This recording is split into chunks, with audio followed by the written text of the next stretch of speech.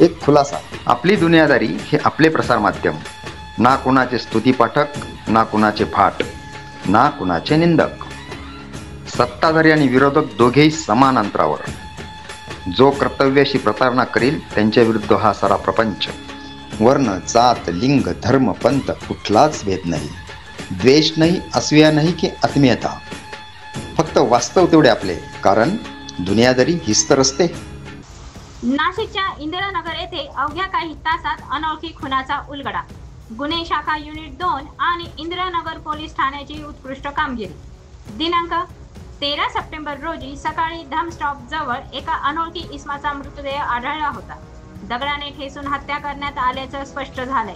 पोलिसांनी तत्काळ तपासाची चक्र फिरवली. सीसीटीव्ही फुटेज, गुप्त माहिती आणि नातेवाईकांच्या चौकशीतून धक्कादायक गोष्ट समोर आली.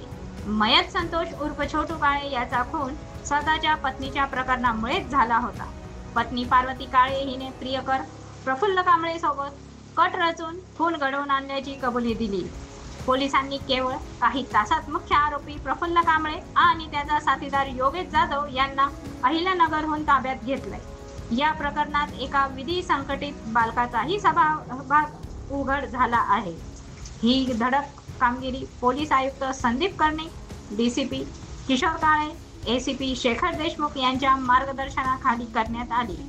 तर इंदिरानगर पोलीस ठाण्याच्या वरिष्ठ निरीक्षक तृप्ती सोनवणे यांच्या नेतृत्वाखाली पथकाने उत्कृष्ट कामगिरी बजावली. ब्युरो रिपोर्ट, आपली दुनियादारी, नाशिक.